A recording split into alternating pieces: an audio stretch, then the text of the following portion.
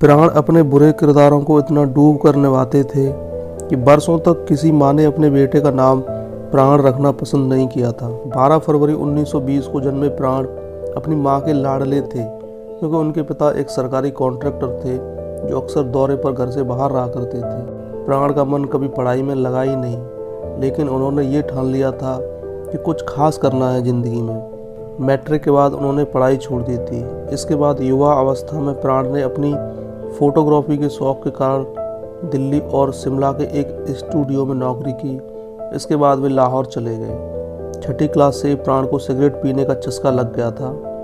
Cigarette ही उनका पहला प्यार था। सिगरेट का यह शौक़ ही उनका फिल्म लाइन में प्रवेश का द्वार साबित हुआ। पान की दुकान पर सिगरेट लेने गए प्राण की एक बार मुलाकात पटकथा लेखक मोहम्मद वली से हुई थी। प्राण को देखते ही वली को लगा कि उन्हें अपनी लिखी कहानी का कैरेक्टर मिल गया है।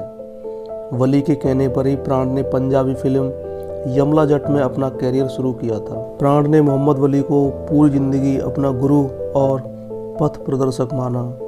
यमला जट फिल्म में काम करने के बदले उन्हें 50 रुपये प्रतिमाह मिलते थे। यमला जट के बाद प्राण की दूसरी फिल्म खानदान सुपरहिट रही, लेकिन हीरो बनना उन्हें अच्छा नहीं लगता था। वे कहते थे कि बारिश में भीगकर गाने गाना या पेड़ों के इर्द गिर्द चक्कर लगाना उन्हें अच्छा नहीं लगता। आज़ादी के बाद प्राण ने मुंबई का रुख किया और वे मुंबई चले गए और फिल्मों में काम पाने के लिए उन्हें कड़ा संघर्ष करना पड़ा।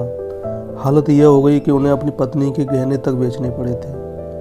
प्राण धीरे धीरे खलनायक के रूप में इंडस्ट्री में छा गए। हालत ये हो गई कि लोग उन्हें देखते ही बदमाश, लफंगे, गुंडे और हरामी कहा करते थे। बच्चे और महिलाएं उन्हें देखकर छिप जाया करते थे। इसके बाद मनोज कुमार की फिल्म शहीद और उपकार ने प्राण की इमेज में काफ़ी बदलाव किया। इसके बाद उन्होंने कई फिल्मों में पॉजिटिव रोल भी निभाए। जंजीर फिल्म में अमिताभ बच्चन और प्राण पर पुलिस थाने का सीन फिल्माया गया। अमिताभ बच्चन ने प्राण की हौसला अफजाई की और उसके बाद अमिताभ बच्चन ने कमाल का शॉट दिया। फिल्म के निर्देशक प्रकाश मेहरा को एक कोने में ले जाकर प्राण ने कहा कि बॉलीवुड को एक बड़ा कलाकार मिल गया है। यानी उसी समय प्राण ने अमिताभ बच्चन के बारे में भविष्यवाणी कर दी थी। इसके बाद विक्टोरिया नंबर 203, धर्मा जैसी कई फिल्में प्राण के बलबूते पर चलीं। उनमें हीरो हीरोइन थे, मगर वो प्राण के आगे फीके थे। आवाज़ के उतार चढ़ाव को प्राण अभिनय का सबसे अहम हिस्सा मानते थे। प्राण ने फिल्मों में जो विभिन्न कैरेक्टर निभाए थे, उन कैरेक्टर वाले चित्रों से उनका घर आज भी भरा हुआ है। लगातार विलेन बन जब प्राण बोर होने लगे तो उन्होंने अपने बुरे किरदारों को कॉमिक टच देना शुरू किया। प्राण का सबसे पसंदीदा कैरेक्टर रावण था। प्राण ने किसी की नकल नहीं की। वे आम आदमी को बारीकी से देखते और फिर अपने अभिनय से उस हाव भाव को इस्तेमाल करते थे। प्राण के बारे में खास बात यह है कि शूट के दौरान वे सेट पर सबसे पहले पहुंचते और पैक होने के बाद ही लौटते।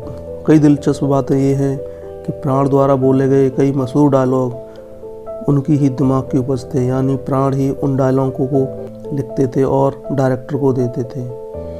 पर्दे पर प्राण को दिलीप कुमार और धर्मेंद्र से मार खाना पसंद था, क्योंकि वे इन दोनों हीरो को शेर मानते थे। दिलीप कुमार और प्राण बेहद अच्छे फ्रेंड थे। दिलीप की शादी में हिस्सा लेने वे कश्मीर से मुंबई पहुंचे थे। प्राण पर फिल्माए गए कई गीत सुपरहिट रहे। मन्ना डे की आवाज़ उन पर खूब जमी थी। प्राण अपनी फिल्में कभी देखते नहीं थे। उनकी नज़र में यह समय की बर्बादी था।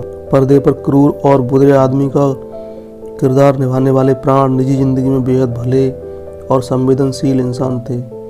गरीब, बेसहारा और अनाथों की उन्होंने हमेशा मदद की। प्राण का मानना था कि खलनायक के कारण नायक जाना जाता है, जैसे कंस से कृष्ण और रावण से राम। प्राण की नज़र में खलनायक लाउड, ओवर एक्टिंग और विलेन की तरह होते हैं। खलनायकों के रूप में प्राण को परेश रावल बेहद पसंद थे। दक्षिण के शिवाजी गणेशन उनके फेवरेट रहे। सबसे कीमती उपहार प्राण को दिसंबर 2004 में मिला, जब उनकी पोती ने बेटे को जन्म दिया और उनका नाम रखा अमर प्राण।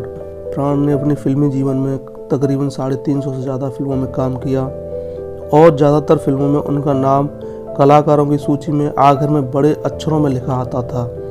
और प्राण, अमिताभ बच्चन और प्राण ने 14 फिल्मों में साथ काम किया और जंजीर, कसौटी, मजबूर जैसी कुछ फिल्मों में अमिताभ से ज़्यादा वेतन प्राण को मिला था। कई हीरो के मुकाबले प्राण को फिल्म में काम करने के बदले ज़्यादा पैसे मिलते थे। हिंदी सिनेमा में फैले प्राण के 6 दशक लंबे कैरियर के कारण उन्हें विलेन ऑफ द मिलेनियम कहा जाता है।